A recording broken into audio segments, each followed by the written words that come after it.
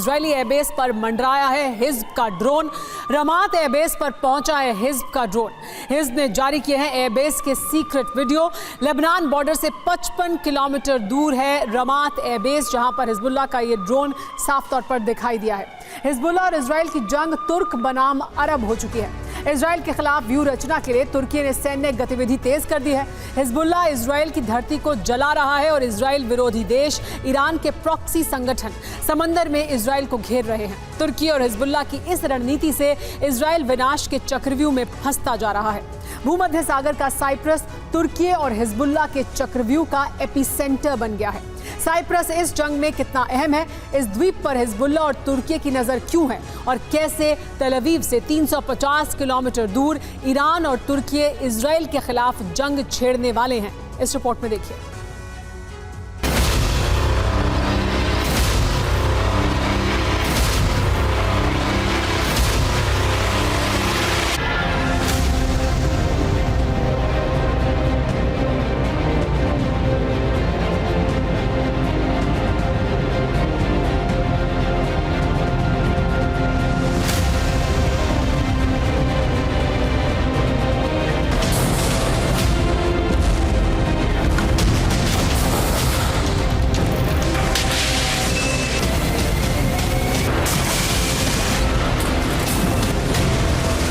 Israel और Hezbollah की जंग ने अरब के पुराने समीकरण बिगाड़कर नए विनाशक समीकरण तैयार कर दिए हैं।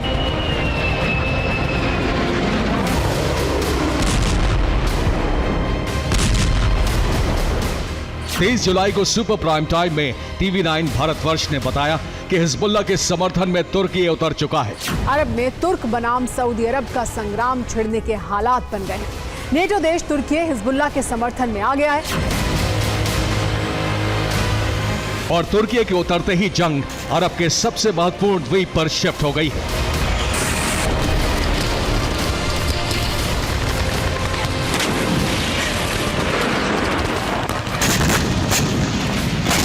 ये द्वीप है साइप्रस। भूमध्य सागर में लेबनान, इजराइल और तुर्की के करीब ये साइप्रस देश अब जंग का एपिसेंटर बन चुका है। सवाल यह है कि जंग इजराइल की धरती से साइप्रस तक क्यों विस्तार ले रही है? हिजबुल्लाह और इजराइल की जंग में साइप्रस क्यों अहम हो गया है? तुर्की साइप्रस को लेकर अमेरिका के खिलाफ क्यों खड़ा हो गया है? हिजबुल्लाह के निशाने पर साइप्रस आखिर क्यों आ चुका है?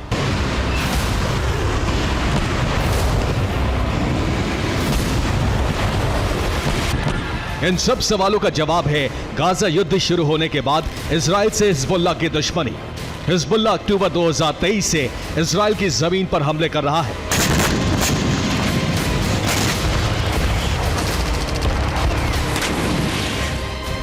अब तक हिजबुल्लाह इजराइल की जमीन पर 5000 बार से ज्यादा रॉकेट और मिसाइल हमले कर चुका है।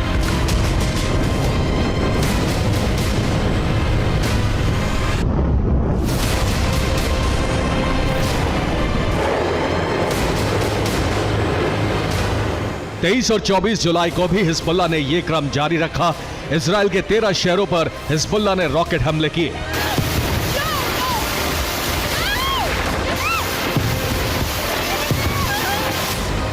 हिजबुल्लाह को ईरान का खुला समर्थन है और गाजा नरसंहार के बाद तुर्की भी ईरान और हिजबुल्लाह के समर्थन में खड़ा हो गया है।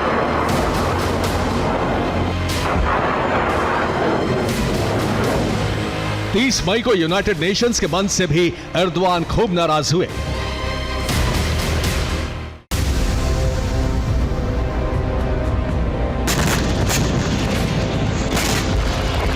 तुर्की गाजा युद्ध के मुद्दे पर नेटो से अलग स्टैंड पर खड़ा है।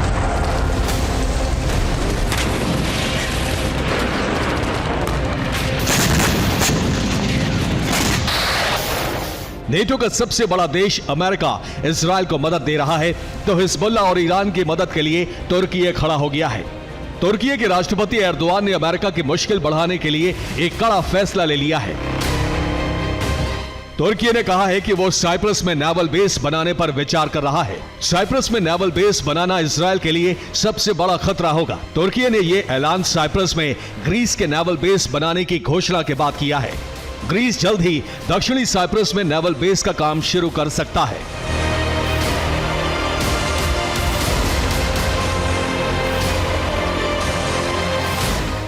तुर्की साइप्रस में जहां बेस बनाने वाला है वो जगह तेल अवीव से 350 किलोमीटर दूर है। यहां तुर्की की नेवी के तैनात होने का मतलब है साइप्रस के नेटो ठिकानों पर हिजबुल्लाह का खतरा बढ़ना।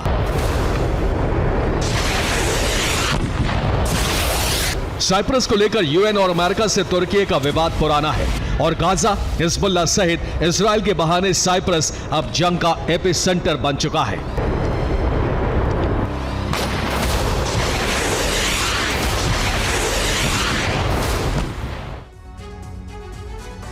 दक्षिणी और उत्तरी साइप्रस को एक ब्लू लाइन बांटती है। उत्तरी साइप्रस को तुर्की टर्किश रिपब्लिक नॉर्दर्न साइप्रस कहता है और 1974 से इस पर तुर्की का कब्जा है। तुर्की इसको स्वायत्त देश की तरह पेश करता है। इसकी राजधानी निकोसिया है। तुर्की साइप्रस के क्षेत्र पर अपना दावा जताता रहा है। हालांकि अमेरिका या यूएन से इस क्षेत्र को मान्यता नहीं मिली है और तुर्की इससे नाराज है। अब समझिए साइप्रस इतना अहम क्यों है। दरअसल यहाँ अक्रोतिरी में ब्रिटिश सेना का एयरबेस है। अब दक्षिणी साइप्रस के पाफोस में ग्रीस ने अपना नेवल बेस बनाने का काम शुरू करने का ऐलान कर दिया है। इसी ऐलान के बाद तुर्की ने उत्तरी साइप्रस के बाफरा में नेवल बेस बनाने की घोषणा कर दी है। दरअसल तुर्की गाजा जंग के बाद हिज्ब के समर्थन में आ चुका है, इसीलिए बहुत जल्द साइप्रस के बाफरा में नेवल बेस बना सकता है। साइप्रस में ब्रिटेन का अक्रोतिरी बेस हिजबुल्लाह का टारगेट है। अक्रोतिरी बेस पर ब्रिटिश और यूएस दोनों की वायुसेना मौजूद है। इसी बेस से अमेरिका और ब्रिटेन हूती सहित हिजबुल्लाह पर हमलों के ऑपरेशन को अंजाम देते हैं। इसके साथ ही इजराइल को भी अक्रोतिरी बेस से मदद भेजी जाती है।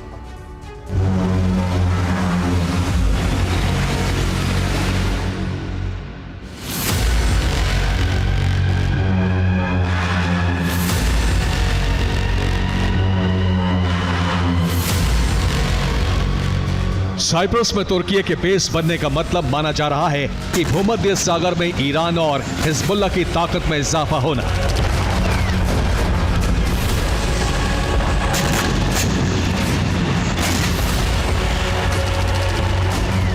इजराइल की जमीन से शुरू हुई जंग अब समंदर की तरफ बढ़ रही है, क्योंकि इजराइल को अमेरिका को घेरने के लिए ईरान ने समंदर से ही घेराबंदी की प्लानिंग तैयार की है।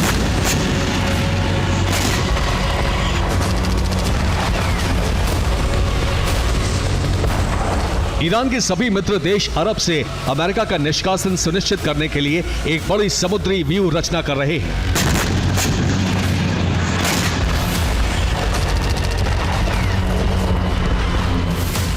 लाल सागर से इजराइल का कनेक्शन कट चुका है। अमेरिकी नेवल बेड़े पर हूती लगातार हमले कर रहा है। लाल सागर, अदन की खाड़ी और अरब सागर तक हूती के हमले हो रहे हैं। फारस की खाड़ी में ईरान अपनी नेवी के साथ मौजूद है।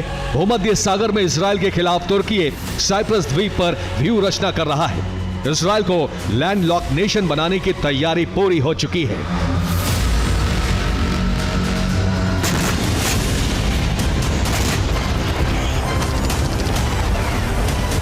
समंदर का रक्षा कवच टूट रहा है और इजराइल की जमीन पर हिजबुल्लाह के रॉकेट बरस रहे हैं।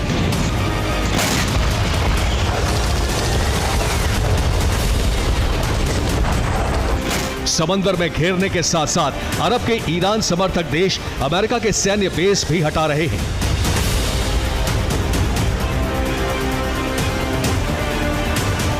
सीरिया में अमेरिकी सैन्य बेस पर लगातार हमले हो रहे हैं।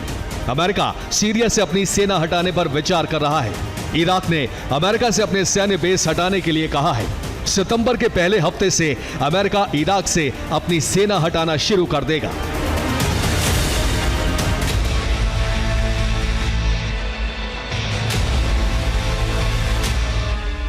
इस तरह अरब में अमेरिका का दायरा छोटा होता जा रहा है और ईरान, हिजबुल्लाह समर्थक देश इजराइल की घेरेबंदी में जुट गए हैं।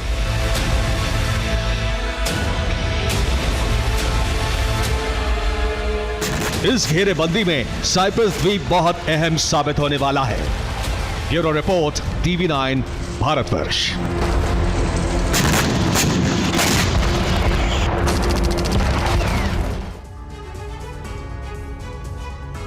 इस वक्त की बड़ी खबर आ रही है क्रास्नी लीमन से। क्रास्नी लीमन में रूसी सेना ने हमला किया है। यूक्रेनी कमांड पोस्ट पर ड्रोन से हमला किया गया। यूक्रेन की UAV कमांड पोस्ट तबाह हो गई है। 10 कामिकाजी 300 FPV ड्रोन नष्ट हो गए हैं इस हमले में।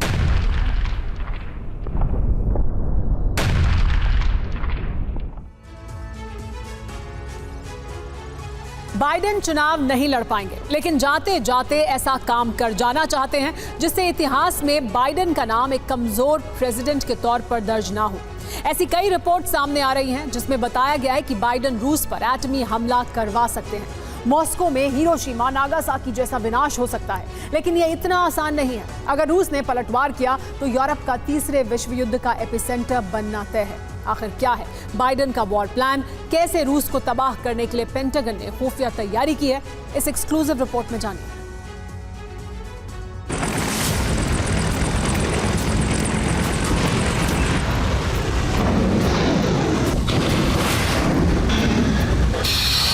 Идет влево, опознать цель.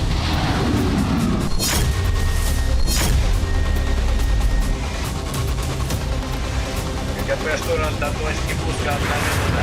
3.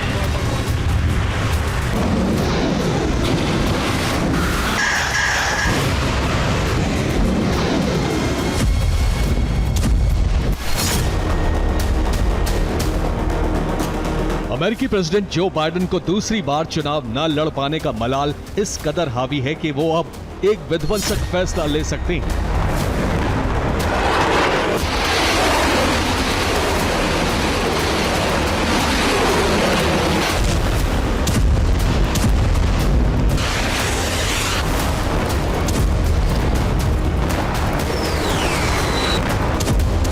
कई डिफेंस एक्सपर्ट्स और न्यूज वेबसाइट पर एक्सपर्ट्स ने राय शेयर की है, जिसमें kim.com ने पब्लिश किया है। वो गुस्से में है। उनकी पार्टी ने उन्हें धोखा दिया। मीडिया ने उन्हें कम तरह का, आर्थिक सहायता देने वालों ने उन्हें छोड़ दिया और दुनिया उन पर हंस रही है। वो युद्धकालीन राष्ट्रपति बनना चाहते थे। रूस को हराना उनकी ख्वाहिश थी। वो बुरी तरह विफल हुए, लेकिन जाते जाते बड़ा धमाका न कर जाएं।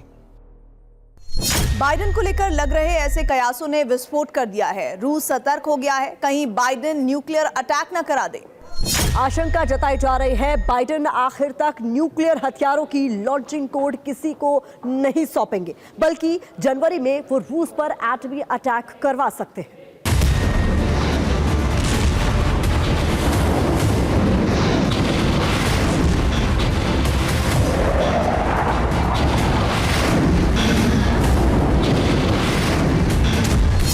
हालांकि इस तरह के कयासों को रूस ने अफवाह बताया है।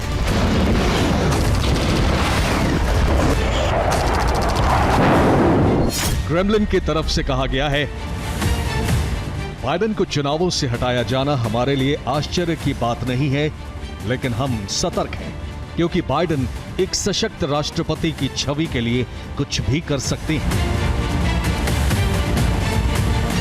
वॉर एक्सपर्ट्स के मुताबिक बाइडेन रूस पर हमले का फरमान जारी कर सकते हैं। इसके लिए तैयारी भी कर ली है। इसकी शुरुआत यूक्रेन के बजाय आर्कटिक से हो सकती है, क्योंकि रूस वहां सबसे मजबूत स्थिति में है।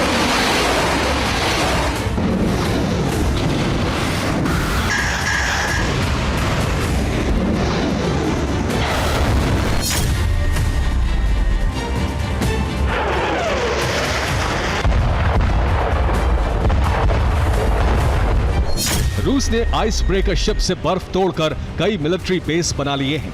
यहां तक कि साइलो में इंटरकॉन्टिनेंटल बैलिस्टिक मिसाइल को अलर्ट मोड पर डाल दिया है।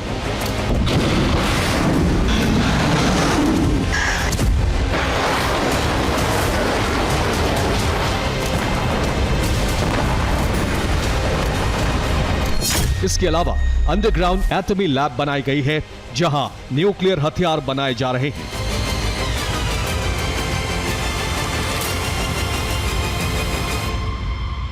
रूस की घेराबंदी के लिए अमेरिका ने प्लान नॉर्डिक बनाया है, यानी यूरोप से लेकर अलास्का तक अमेरिका रूस को घेरने के लिए अपने वॉरशिप और सबमरीन तैनात करने वाला है। युद्ध की जमीन बाइडेन ने तैयार कर ली है, जिस पर रूस ने चेतावनी जारी की है। अमेरिका को ये चालाकी भारी पड़ने वाली है।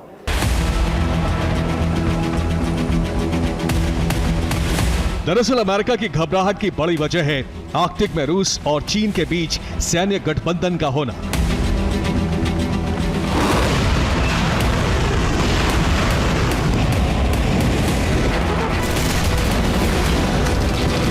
जिससे चीन का दबदबा इंडो पैसिफिक के बाद आर्कटिक में भी बढ़ेगा। यानी रूस इंडो पैसिफिक में चीन की मदद करेगा, वहीं नॉर्थ सी रूट के लिए चीन रूस को सहयोग करेगा, जिसमें साझेदारी सिर्फ हथियारों तक ही नहीं बल्कि तेल गैस को ढूंढने और नेटो के वर्चस्व के खात्मे के लिए भी है। इसका सीधा मतलब है अमेरिका रूस के बीच ये टकराव कभी भी विध्वंसक हो सकता है और जो आगे एटमी युद्ध में भी बदल सकता है, जो आर्कटिक में एटमी जलजला ला सकता है।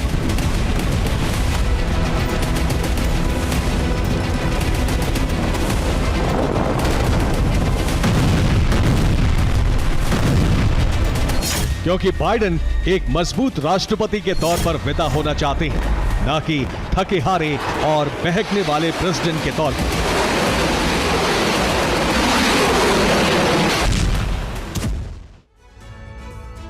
आर्कटिक में अमेरिका आक्रामक है। नॉर्डिक देशों से बड़े हमले की तैयारी है। नॉर्वे, स्वीडन, फिनलैंड में अमेरिका ने मिलिट्री बेस बना लिए हैं, जिनके टारगेट पर आर्कटिक रीजन में मौजूद रूसी बेस हैं, जिसमें पहला टारगेट है कोला मिलिट्री बेस। ये रूस का सबसे बड़ा बेस है। टारगेट नंबर 2 है RITM न्यूक्लियर रिएक्टर, जिसे रूस ने 2 साल पहले शुरू किया था। इसके बाद रूस के 12 एयरबेस टारगेट पर हैं, जो आर्कटिक में हैं, जहां से रूस अमेरिका पर हमला कर सकता है। आर्कटिक में मौजूद रूस के 3 सबमरीन बेस भी टारगेट पर हैं, जहां रूस की न्यूक्लियर सबमरीन तैनात है। टारगेट नंबर 5 है एक एरियल ड्रोन बेस। इन्हें तबाह करके अमेरिका आर्कटिक में रूस की सैन्य ताकत तबाह कर देना चाहता है।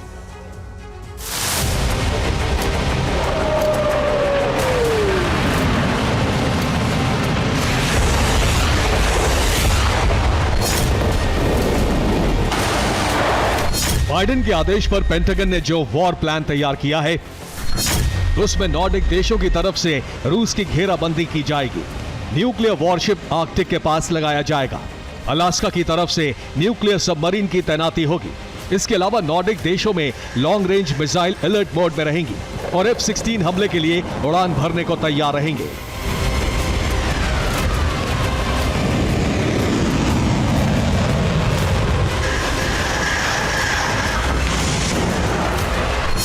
जबकि अभी रूस सिर्फ बाल्टिक रीजन पर फोकस कर रहा है, उधर अमेरिका ने रूसी बॉर्डर से लगे नेटो देशों पर डिप्लॉयमेंट बढ़ा दिया है,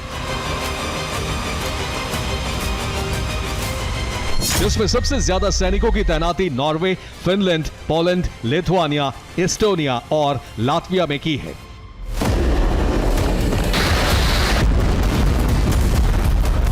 हालांकि रूस की आक्रामक रुख को देखते हुए नेटो में खलबली मच गई है। कई देश ऐसे हैं जो युद्ध से पैर पीछे खींच रहे हैं। जर्मनी ने कहा है युद्ध टालना जरूरी है। ब्रिटेन ने कहा है सेना बहुत कमजोर स्थिति में है। ग्रीस की तरफ से युद्ध को विनाशक स्थिति बताया गया है, जबकि हंगरी पहले ही युद्ध से पीछे हट चुका है।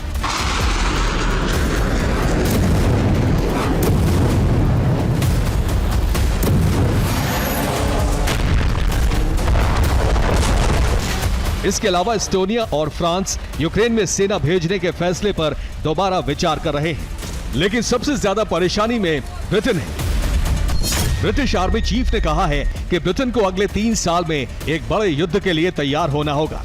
यह युद्ध रूसी गठबंधन से हो सकता है, जिसमें चीन, ईरान और नॉर्थ कोरिया शामिल है। लेकिन यह तैयारी इतनी आसान नहीं है, क्योंकि ब्रिटिश फौज हथियार और सैनिकों की कमी से जूझ रही है, जबकि रूसी गठबंधन लगातार ताकतवर हो रहा है।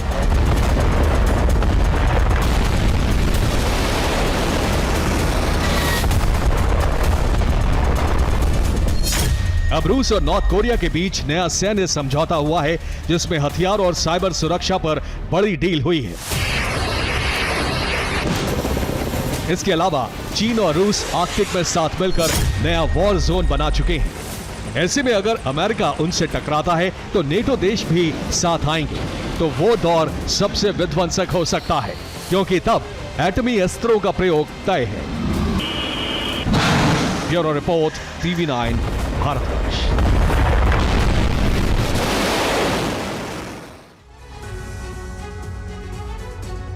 फ्रंटलाइन पर रूसी वायुसेना ने हमला किया है। रूस की Su-34 फाइटर जेट से बम वर्षा देखने को मिली। फैब 500 हमलों में यूक्रेनी पोस्ट पूरी तरह से तबाह हो गई।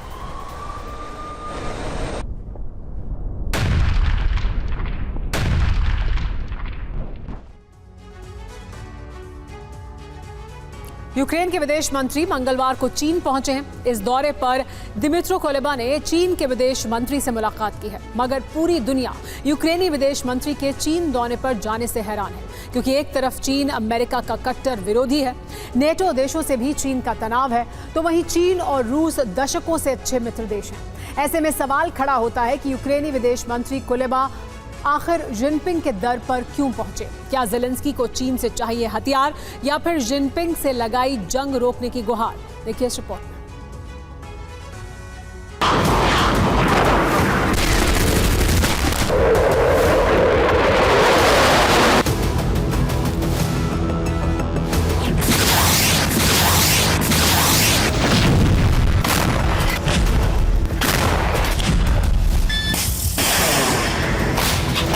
आधा से ज्यादा यूक्रेन पुतिन के बारूदी ताप से राख हो चुका है।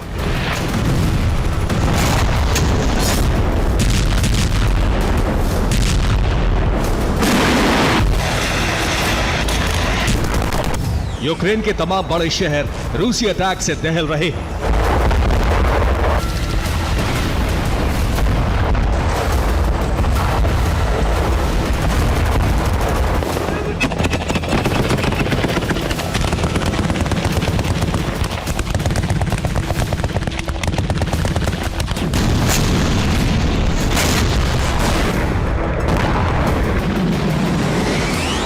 यूक्रेनी सेना के दर्जनों हथियार depot, military base, energy infra तहस नहस हो चुके हैं।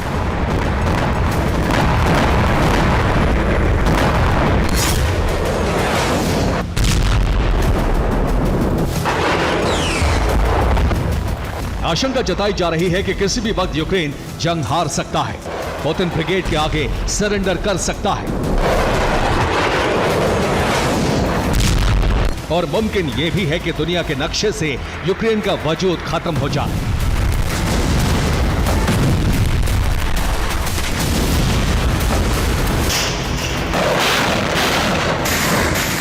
हैरानी इस बात की है कि दुनिया का सबसे शक्तिशाली मुल्क अमेरिका, दुनिया का सबसे बड़ा सैन्य संगठन नेटो और दुनिया का सबसे ताकतवर गुट यूरोपियन यूनियन बीते 29 महीनों से यूक्रेनी खेमे को पावरफुल बनाने में जुटे हैं। बम, गोला बारूद के साथ साथ विध्वंसक हथियारों की खेप सप्लाई की जा रही है।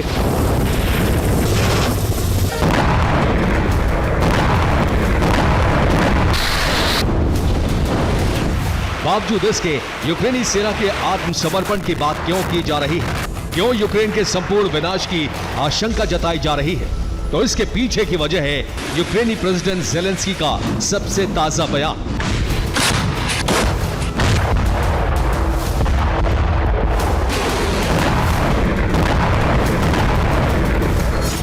अब तक रूस को बराबरी की टक्कर देने का दम भरने वाले, क्रीमिया पर फिर से फतेह हासिल करने का प्रण लेने वाले जेलेंस्की का इस कदर भयभीत होना, जंग से पीछे हटना तमाम तरह के सवाल खड़े कर रहा है। इस बीच खबर यह भी सामने आ रही है कि यूक्रेन के विदेश मंत्री दिमित्रो कुलेबा चीन के आधिकारिक दौरे पर गए हैं। यूक्रेनी विदेश मंत्री कुलेबा ने चीन के विदेश मंत्री वांग यी से मुलाकात की। दावा है कि दिमित्रो कुलेबा ने चीन से रूस यूक्रेन जंग रोकने की अपील की। रूस यूक्रेन के बीच समझौते के लिए चीन को मध्यस्थ बनाने की पेशकश की। पहली बार यूक्रेन के कोई विदेश मंत्री चीन दौरे पर पहुंचे, वो भी तब जब चीन और रूस अच्छे मित्र देश हैं। जंग में भी चीन खुले तौर पर रूस का समर्थन करता रहा है। ऐसे में यूक्रेनी विदेश मंत्री का चीन दौरे पर जाना, चीन को जंग रोकने के लिए रूस से समझौते के लिए मध्यस्थ बनाना बेहद ही हैरान करने वाला है।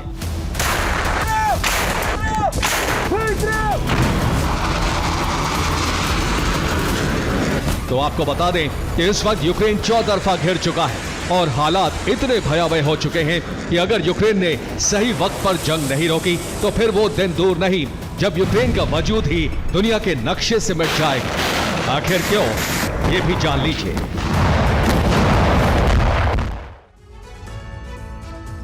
जंग के 29 महीनों के बाद अचानक ही जेलेंस्की जंग रोकने की बात क्यों कर रहे हैं? क्यों यूक्रेनी ब्रिगेड अब सरेंडर के मोड में आ चुकी है? तो आपको बता दें कि इसके पहले वजह है पश्चिमी देशों से यूक्रेन को मिलने वाले हथियारों की सप्लाई का घटना। यानी तय वक्त पर हथियारों की खेप का न मिलना, जिसके चलते यूक्रेनी सेना वेपन क्राइसिस से जूझ रही है। दूसरी वजह है 29 महीनों तक लगातार जंग लड़ने से यूक्रेनी डिफेंस की मैन पावर का कम होगा। मतलब ये कि यूक्रेन के पास जंग लड़ने वाले सैनिकों की तादाद कम हो चुकी है। तीसरी वजह है सैन्य मदद को लेकर नेटो देशों में खटपट होना। दरअसल नेटो के कुछ देश यूक्रेन की सैन्य मदद करने से साफ इनकार कर रहे हैं।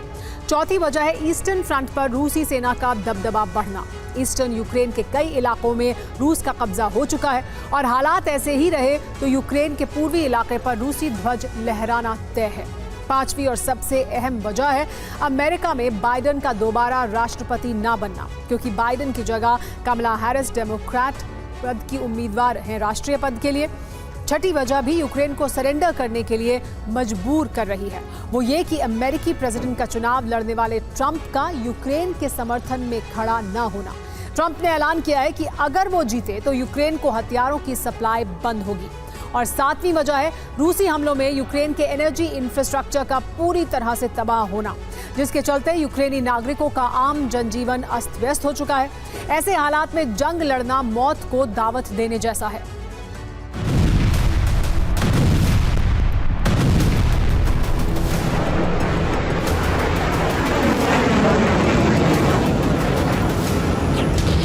वेपन क्राइसिस से लेकर गोला बारूद की किल्लत, जिसके चलते यूक्रेनी सेना रूसी हमले का पलटवार तक छोड़िए डिफेंस तक नहीं कर पा रही।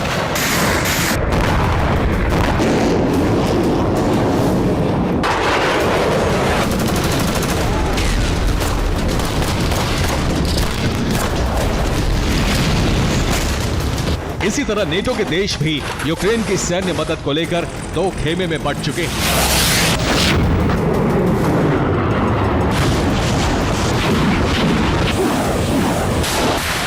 इतना ही नहीं, बाइडेन का चुनाव से हटना, ट्रंप का यूक्रेन की सैन्य मदद से साफ इनकार करना ज़ेलेंस्की के लिए मुसीबत से कम नहीं है।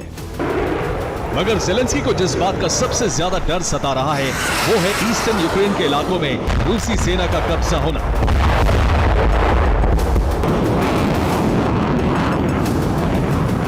लगातार ईस्टर्न फ्रंट पर यूक्रेन का बैकफुट पर आना, दरअसल रूसी ब्रिगेड ईस्टर्न यूक्रेन पर जबरदस्त तरीके से न सिर्फ हमला कर रही है बल्कि खार्किव, दनीप्रो, सूमी जैसे कई इलाकों में रूसी सेना का कंट्रोल भी हो चुका है।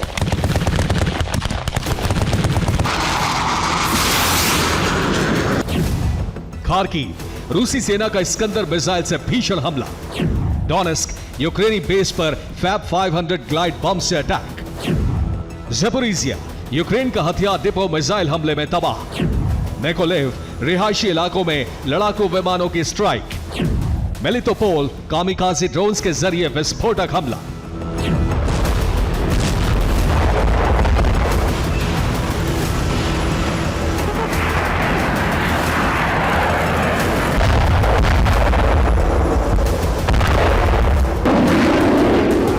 डोनेस्क, लुहांस्क में पहले ही रूसी ध्वज लहरा चुका है। दनीप्रो और खार्किव के कई इलाकों को रूसी सेना जीत चुकी है और आशंका तो यहां तक जताई जा रही है कि जल्द ही पुतिन की फौज यूक्रेन की राजधानी कीव पर फतह हासिल कर सकती है।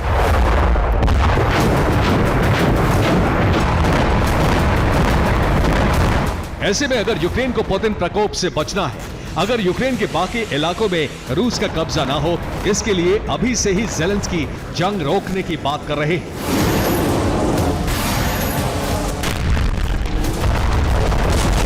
चीन को मध्यस्थ बनाकर रूस से समझौते की पेशकश कर रहे हैं ताकि यूक्रेन का वजूद बचाया जा सके, वरना जंग इसी तरह जारी रही तो एक बात शीशे की तरह साफ है, आज नहीं तो कल या तो यूक्रेन का रूस में विलय हो जाएगा या फिर यूक्रेन कई टुकड़ों में बंट जाएगा।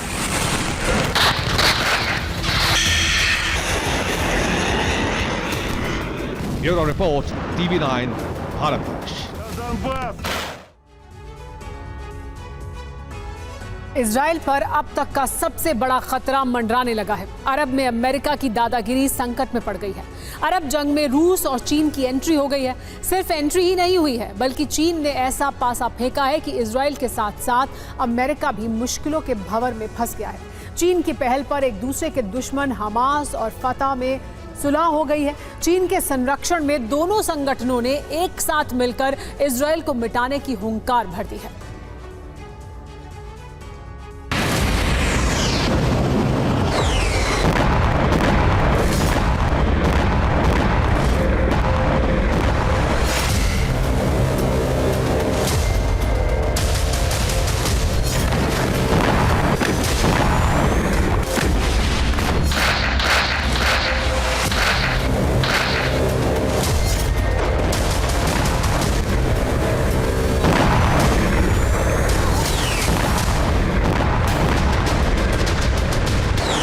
गाजा में युद्ध की जो आग लगी है वो और भी विकराल होने जा रही है।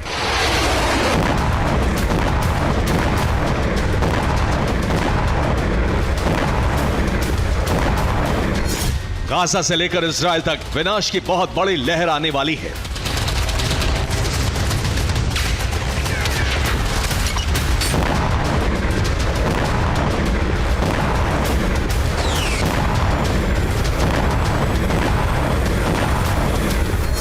अरब में असली जंग अब शुरू होने जा रही है।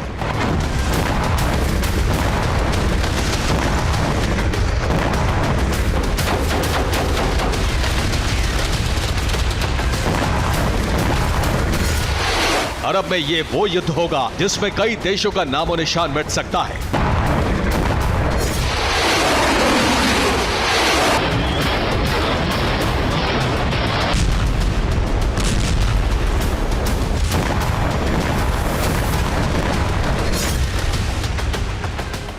विनाश का ये खतरा तब मंडराने लगा जब अरब की जंग में चीन और रूस की आधिकारिक एंट्री हो गई। युद्ध में दो महाशक्तियों की एंट्री हुई तो उन्होंने दो विरोधी गुटों में सुलह करवा दी। दो दुश्मन अब दोस्त बन गए हैं और इसी के साथ इजराइल के लिए अब तक की सबसे बड़ी मुसीबत खड़ी हो गई है।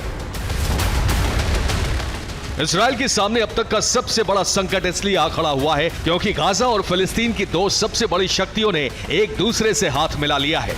ये दोनों शक्तियां हैं गाजा की हमास और फिलिस्तीन की फतेह।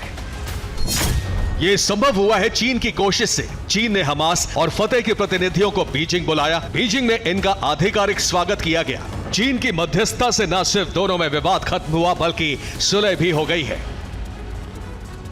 हमास और फतेह में जो समझौता हुआ है उसे बीजिंग डिक्लेरेशन नाम दिया गया है। इस डिक्लेरेशन में क्या है अब इसे समझिए। ऑपरेशन अल अक्सा फ्लड रणनीतिक उपलब्धि है। फिलिस्तीन की तरफ दुनिया का ध्यान आकर्षित हुआ। गाजा नरसंहार और भूखमरी के लिए इजराइल को जिम्मेदार बताया गया है। इस समझौते का मकसद गाजा पट्टी में इजराइल को रोकना है। इजराइल के खिलाफ एकजुटता दिखानी होगी। फिलिस्तीन रेजिस्टेंस फोर्स बनाई जाएगी। युद्ध खत्म होने के बाद हमास और फतेह दोनों मिलकर सरकार चलाएंगे। समझौते का गारंटर चीन को बनाया गया है।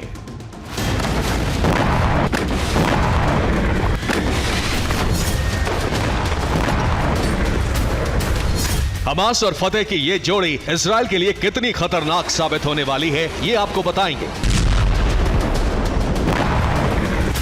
लेकिन उससे पहले इन दोनों गुटों में विवाद क्या था वो जानना जरूरी है। नवंबर 2004 में फिलिस्तीन अथॉरिटी के राष्ट्रपति यासिर अराफात की मौत हो गई। साल 2005 से हमास और फतेह के बीच गाजा शासन को लेकर विवाद शुरू हो गया। 25 जनवरी 2006 को गाजा चुनाव में हमास की जीत हुई। जीत के बाद हमास और फतेह के बीच जंग छिड़ गई। 2007 में हमास ने गाजा पर कब्जा कर लिया। फिलिस्तीन अथॉरिटी यानी फतेह का शासन सिर्फ वेस्ट बैंक तक ही सीमित रह गया। गाजा में हमास की सरकार है जबकि वेस्ट बैंक यानी फिलिस्तीन में फतेह का शासन है। गाजा में शासन को लेकर ही हमास और फतेह में 18 सालों से लड़ाई चल रही थी। लेकिन चीन ने अब ये लड़ाई खत्म करवा दी है। दो दुश्मन दोस्त बन गए हैं। अब उनका दुश्मन इजराइल है। हमास और फतेह एक साथ इजराइल के खिलाफ सैन्य अभियान छेड़ने वाले हैं।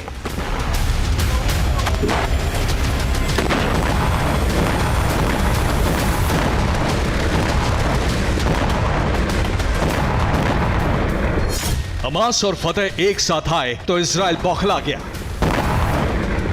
इजराइल जानता है कि अब गाजा की जंग आसान नहीं होने वाली है। लिहाजा आईडीएफ हमास और फतेह का जॉइंट ऑपरेशन शुरू होने से पहले ही गाजा को खत्म करने में जुट गया है।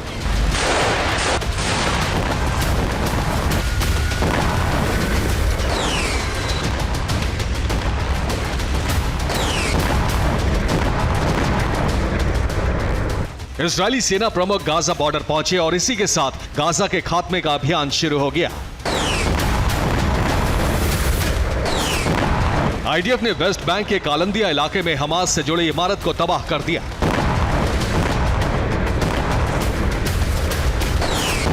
वेस्ट बैंक के ही तुलकर्म में भी इजरायली सेना ने एक के बाद एक कई धमाके किए।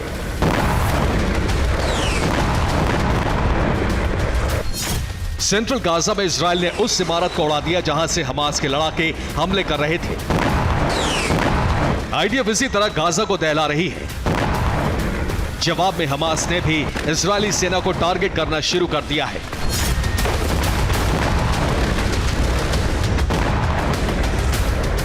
हमास के लड़ाके गाजा में इजरायली फौज को कुछ इस तरह से टारगेट कर रहे हैं। हमास के हमले में इजरायल को न सिर्फ हथियार गंवाने पड़ रहे हैं, बल्कि बड़ी तादाद में उसके सैनिक भी मारे जा रहे हैं। इजरायल के लिए सिर्फ हमास और फतह का गठबंधन ही खतरा नहीं है, बल्कि दुनिया भर में हो रहे विरोध प्रदर्शन से भी नेतन्याहू पर दबाव बढ़ता जा रहा है।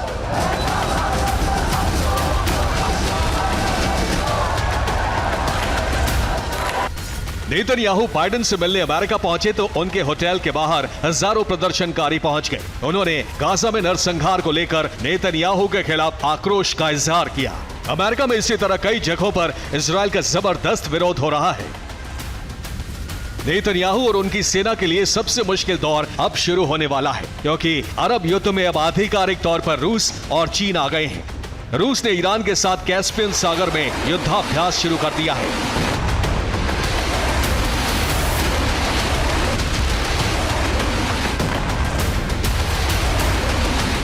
और इस तरह से अरब में ईरान के साथ रूस और चीन आ गए हैं। दूसरी तरफ हमास और फतह का गठबंधन हो गया है। इजरायल फिलहाल हूती और हिजबुल्लाह के हमलों से परेशान है, लेकिन अब उसे हमास और फतह के हमलों का भी सामना करना होगा। ऐसे में गाजा युद्ध अब पूरी तरह बदलने जा रहा है। Bureau report, TV9 Bharatvarsh.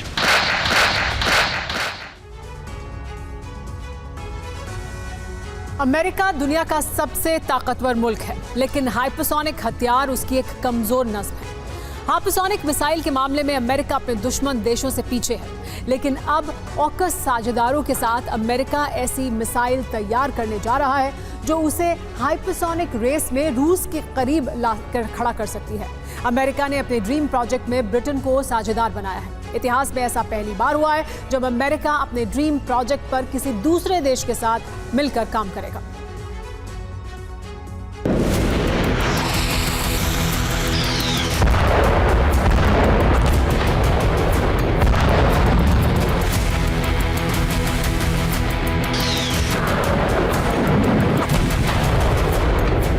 इसी साल अप्रैल महीने में अमेरिका ने अपनी घातक हाइपरसोनिक मिसाइल से पर्दा उठाया। पहली बार इसकी तस्वीरें दुनिया के सामने आई। उस हाइपरसोनिक मिसाइल के बारे में अमेरिका ने दुनिया को बताया, जिसे वो बीते 7 साल से तैयार कर रहा है। इस मिसाइल का नाम है माको hypersonic missile.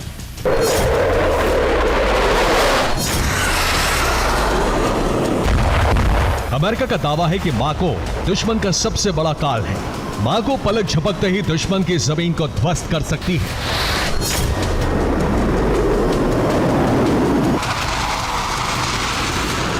Super power America अब ऐसा ही हाइपरसोनिक हथियार ब्रिटेन के साथ मिलकर तैयार करने जा रहा है, जो माको मिसाइल की तर्ज पर तैयार होगा और हाइपरसोनिक हथियारों की रेस में अमेरिका को रूस के पास लाकर खड़ा कर देगा।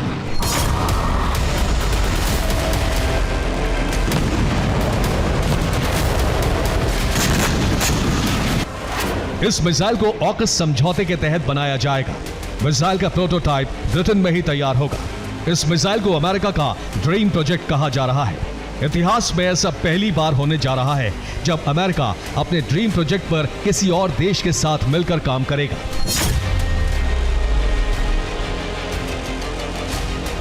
अमेरिका के इस फैसले की वजह दुश्मन का तेजी से बढ़ता हाइपरसोनिक खतरा है। दरअसल अमेरिका के दुश्मन देश हाइपरसोनिक मिसाइलों की रेस में उससे काफी आगे निकल चुके हैं, जो उसकी सुरक्षा और सुपर पावर की गद्दी के लिए एक बड़ा खतरा है। रूस के पास किंजल और जिरकॉन जैसी हाइपरसोनिक मिसाइलें हैं। चीन के पास भी DF-17 हाइपरसोनिक मिसाइल पहले से है। वो एक नई हाइपरसोनिक मिसाइल पर भी काम कर रहा है। ईरान फतेह 2 हाइपरसोनिक मिसाइल बना चुका है। उत्तर कोरिया भी अपने पास हाइपरसोनिक मिसाइल होने का दावा करता है।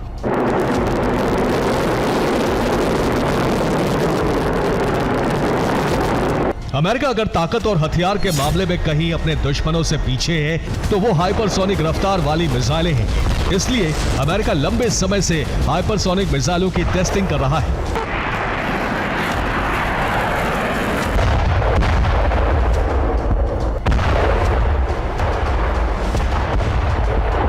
ऑकस समझौते के तहत अब ब्रिटेन भी उसका साथ देगा।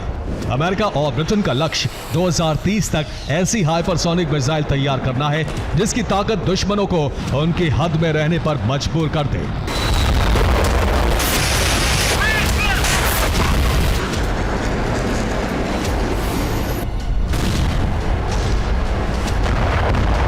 ये मिसाइल माको हाइपरसोनिक मिसाइल की तर्ज पर तैयार होगी। अपने प्रोजेक्ट के लिए माको को चुनने की वजह इसकी कमाल की खूबियां हैं।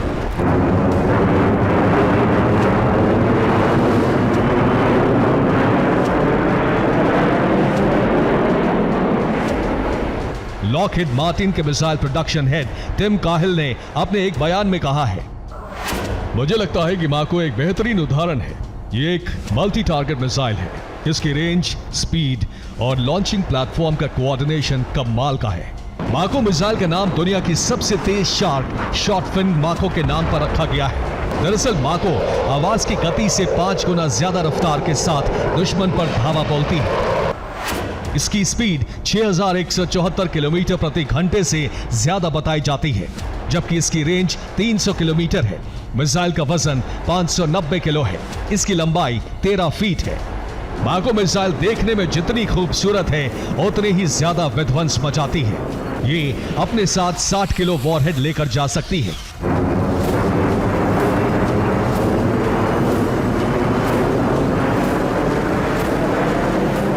माको की सबसे बड़ी खूबी है इसकी किसी भी फाइटर जेट के साथ कंपैटिबिलिटी। दरअसल Mako missile F-18 Super Hornet, F-15E Strike Eagle, F-16C Fighting Falcon और यहां तक कि P-8A पोसाइडन से भी लॉन्च की जा सकती है। हालांकि यह मिसाइल सबसे ज्यादा मारक F-35 के साथ है, क्योंकि इसके डिजाइन को खासतौर से F-35 को ध्यान में रखकर तैयार किया गया है।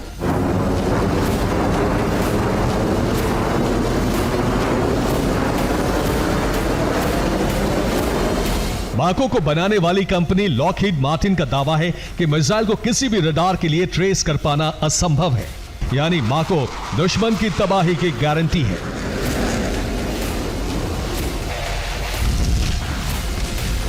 लॉकहीड मार्टिन की माने तो मिसाइल को अदृश्य बनाने के लिए एक खास तकनीक का इस्तेमाल किया गया है।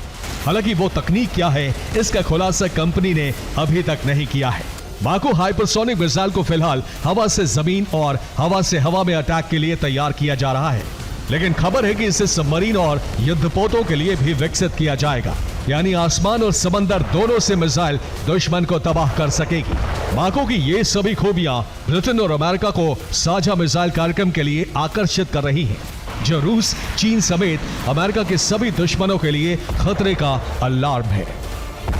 Bureau report, TV9 Bharatvarsh.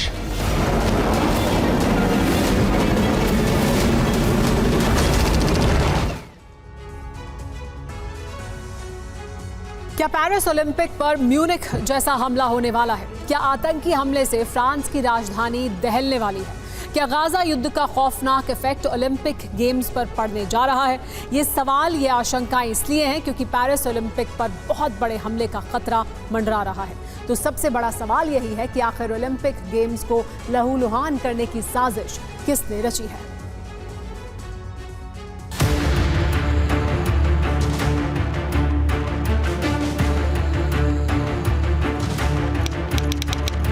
छब्बीस जुलाई 2024। इसी तारीख से फ्रांस की राजधानी पेरिस में दुनिया की सबसे बड़ी खेल प्रतियोगिता का आयोजन होने जा रहा है। इसी तारीख से ओलंपिक गेम्स शुरू होने जा रहे हैं। ये ओलंपिक गेम्स 11 अगस्त तक चलेंगे, यानी 17 दिनों तक।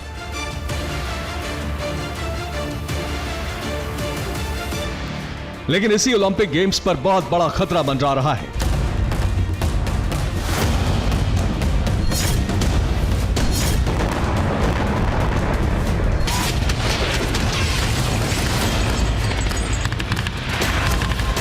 आशंका है कि पेरिस में म्यूनिख जैसा हमला हो सकता है।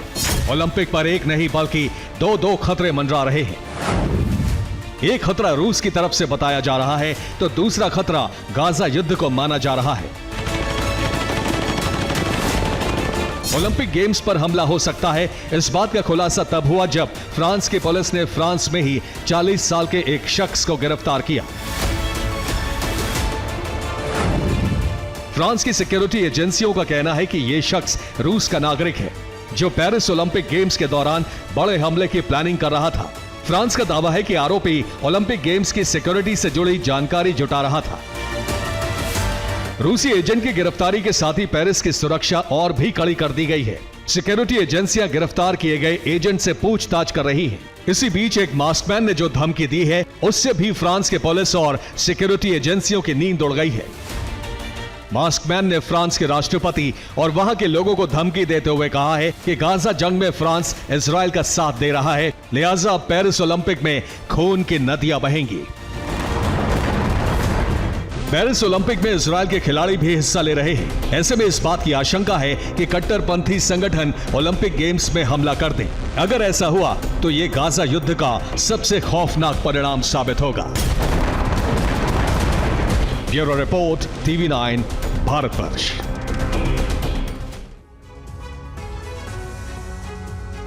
चौबीस घंटे पहले अमेरिका के येलोस्टोन पार्क में एक जबरदस्त धमाका हुआ। ये एक हाइड्रोथर्मल विस्फोट था जिसने अमेरिकी वैज्ञानिकों को टेंशन में डाल दिया है। वैज्ञानिकों को डर है कि यह विस्फोट किसी अनहोनी का संकेत तो नहीं है।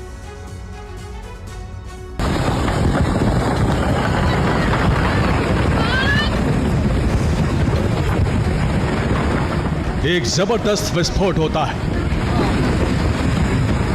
विस्फोट के बाद काले धुएं का गुबार कई मीटर ऊपर तक उठा और पूरे इलाके में काले और सफेद धुएं का गुबार फैल गया।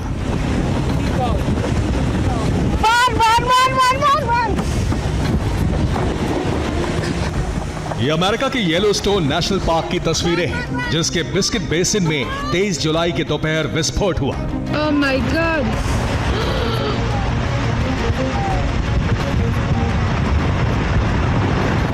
धमाके के वक्त कई पर्यटक इस जगह पर मौजूद थे। वो इसका वीडियो बना रहे थे, तभी ब्लैक डायमंड पूल के पास अचानक से भयानक विस्फोट हुआ।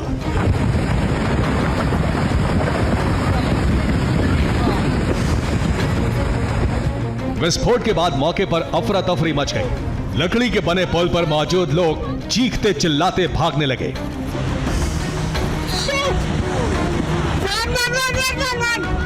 ये विस्फोट गर्म पानी के चश्मे या फव्वारे में हुआ, जिसे साइंस की भाषा में हाइड्रोथर्मल विस्फोट कहा जाता है।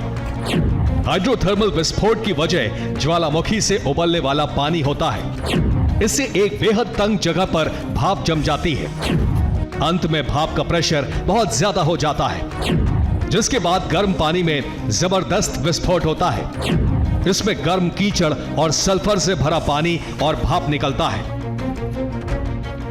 ऐसा ही धमाका येलोस्टोन में हुआ। अमेरिकी जियोलॉजिकल सर्वे ने तत्काल बिस्किट बेसिन को बंद करवा दिया है। वैज्ञानिक ये पता करने की कोशिश कर रहे हैं कि कहीं येलोस्टोन नेशनल पार्क के नीचे कोई बड़ी तबाही तो जन्म नहीं ले रही। दरअसल येलोस्टोन एक ज्वालामुखी पर बना है, जहां सालों से कोई बड़ा विस्फोट नहीं हुआ। वैज्ञानिक मानते हैं कि यह इलाका एक बहुत बड़े ज्वालामुखी विस्फोट के इंतजार में है, जो बड़ी तबाही लेकर आएगा। Bureau report, TV9 Bharat. Run!